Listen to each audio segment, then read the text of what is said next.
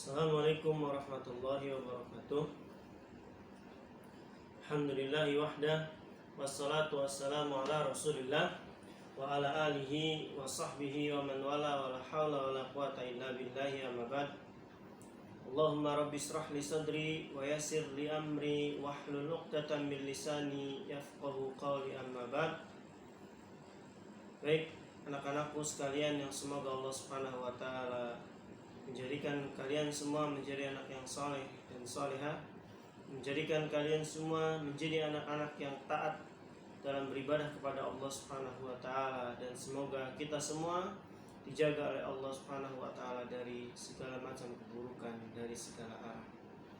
Baik anak-anakku, kita lanjutkan pelajaran kita, yakni pelajaran akidah di bab yang ketiga. Silakan kalian buka bab ketiga. Ya, di bab kedua kemarin kita sudah belajar tentang macam-macam takdir. Ya, takdir dibagi menjadi 4 menurut waktunya. Ya, menurut waktunya takdir dibagi menjadi 4. Yang pertama ada namanya takdir azali, ada takdir umuri, ada takdir sanawi, dan ada takdir yaumi. Silakan nanti dibuka kembali. Baik. Pelajaran ketiga sekarang kita, insyaallah, judulnya adalah cara beriman kepada takdir. Ya, bagaimana cara kita mengimani takdir? Karena takdir ini salah satu termasuk rukun iman kita yang wajib kita imani. Bagaimanakah cara mengimaninya? Baik, kita mulai. Bismillahirrahmanirrahim. Agar keimanan kita terhadap takdir, yaitu qada dan qadar, menjadi sempurna, kita harus meyakini 4 hal berikut. Jadi ada 4 hal cara, ada 4 cara yang harus kita tempuh agar kita mengimani takdir Allah Subhanahu wa taala. Yang pertama, kita harus yakin bahwasanya Allah Maha mengetahui. Allah Maha mengetahui. Kita harus meyakini bahwasanya Allah Maha mengetahui dan ilmunya meliputi segala sesuatu. Ya. Ingat, kita sudah belajar takdir azali. Takdir yang Allah takdirkan, tentukan 50.000 tahun sebelum adanya langit dan bumi.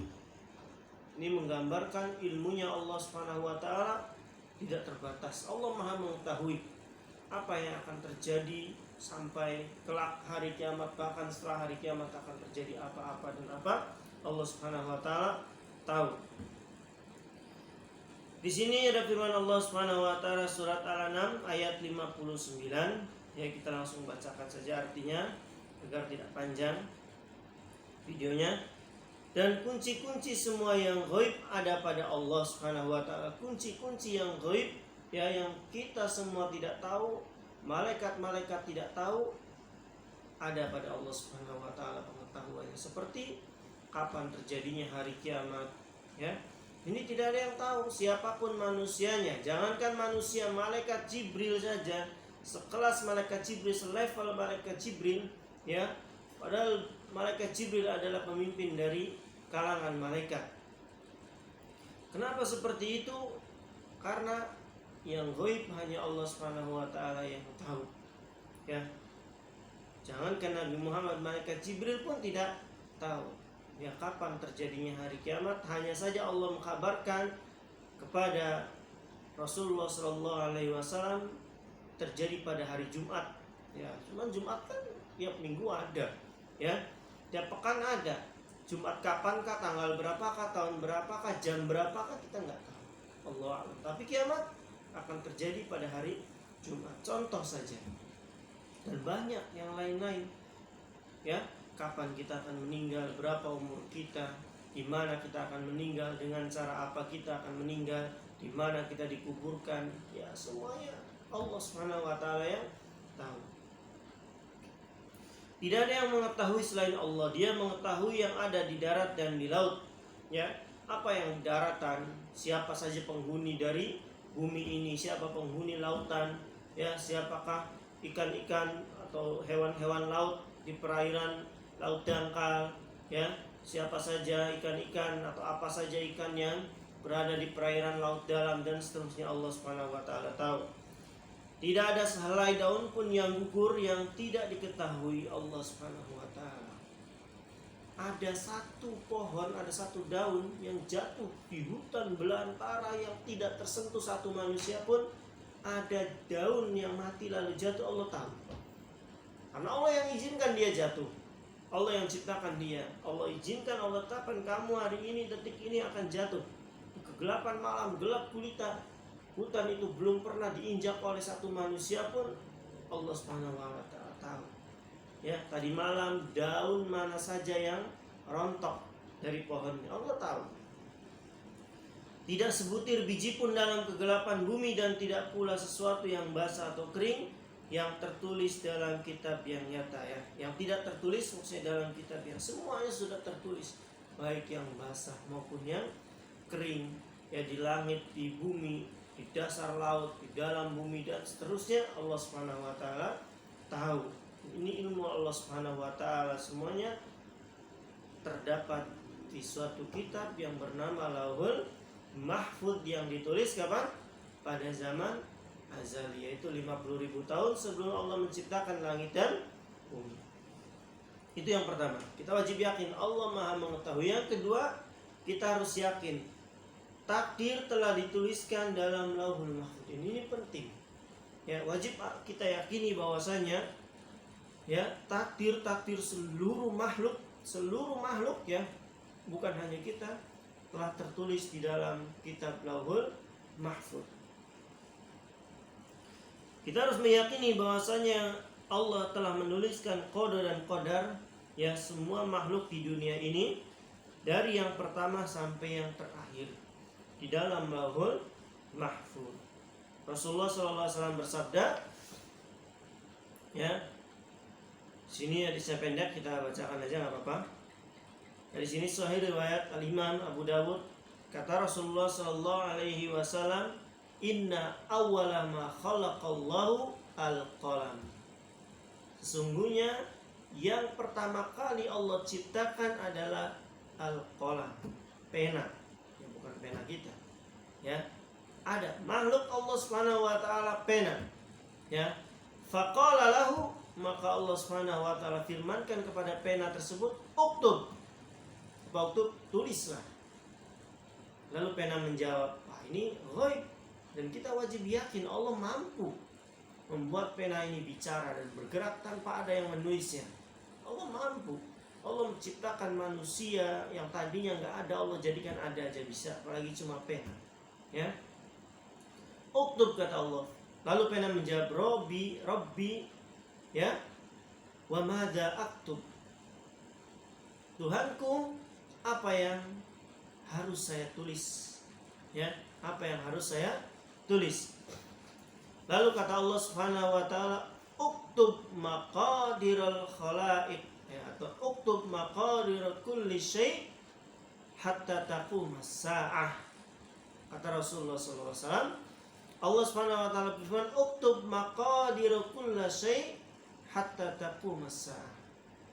Tulislah takdir segala sesuatu, ya, segala sesuatu. Kapan meja ini dibikin, kapan dia akan rapuh, dari pohon mana kayu ini diambil, siapa yang menebangnya, siapa yang membikinnya, siapa yang memakunya, ya, Allah takdirkan. Ya, segala sesuatu, kata Allah, tulislah takdir maqadir kulli syai', takdir seluruh segala sesuatu, hatta taqum as-saah, sampai terjadi hari kiamat. Ya, siapa saja yang merasakan hari kiamat, ya, apa saja azabnya, Allah Subhanahu wa taala telah tentukan, dan semuanya berjalan sesuai dengan takdir Allah Subhanahu wa taala. Termasuk kondisi kita sekarang, ya. Kita harus belajar dari jauh seperti ini, ya. Ustaz harus rekaman dulu, harus sedikit diedit, kalian pun di sana harus lihat, ya. Tapi tetap harus semangat kita, ya, harus semangat. Walaupun, ya, nggak ada teman-teman, nggak bisa main bola sama teman-teman, nggak jajan, tapi harus semangat. Ini takdir Allah, dan takdir Allah adalah yang terbaik, insya Allah, ya. Baik. Jadi yang kedua tadi apa? Takdir telah dituliskan di dalam Lauhul Mahfuz. Yang ketiga, cara beriman kepada takdir adalah segala sesuatu terjadi atas kehendak Allah Subhanahu wa taala. Ya, Allah Maha mengetahui dan pengetahuan Allah meliputi segala sesuatu. Allah pun telah takdirkan segala sesuatu, lalu segala sesuatu terjadi atas kehendak Allah Subhanahu wa taala. Kita juga mengimani bahwa semua peristiwa yang terjadi maupun yang tidak terjadi atau yang belum terjadi adalah atas kehendak Allah Subhanahu wa taala. Jika Allah menghendaki sesuatu, tidak ada satupun yang dapat menghalanginya. Kalau Allah sudah inginkan sesuatu, pasti terjadi. Kita baca ayatnya karena pendek, ya, surat Yasin ayat 82 kata Allah, A'udzubillahi minasyaitonirrajim. Innama amruhu idza arada syai'an ay yaqula lahu kun fayakun. Ya, kata Allah, innama amruhu, sesungguhnya perintah Allah Subhanahu wa taala, idza arada syai'an, apabila Allah menginginkan sesuatu, menghendaki sesuatu, Allah hanya berkata kun, jadi. Kalau Allah inginkan seorang itu mati, Allah tinggal berkata mati, mati. Kalau Allah inginkan orang itu hidup, Allah tinggal berfirman, perintahkan hidup, fayakun, maka terjadi apa yang dikehendaki Allah Subhanahu wa taala. Kalau Allah inginkan bumi bergoncang, jadi gempa. Tidak ada yang bisa menolaknya. Semuanya terjadi atas kehendak Allah Subhanahu wa taala yang menciptakannya. Dan itu yang ketiga. Yang keempat, segala sesuatu adalah ciptaan Allah Subhanahu wa taala. Ya, segala sesuatu adalah ciptaan Allah Subhanahu wa taala. Kita pun wajib meyakini bahwa segala sesuatu merupakan ciptaan Allah Subhanahu wa taala, apapun itu. Ya, tidak ada yang mampu menciptakan selain Allah Subhanahu wa taala.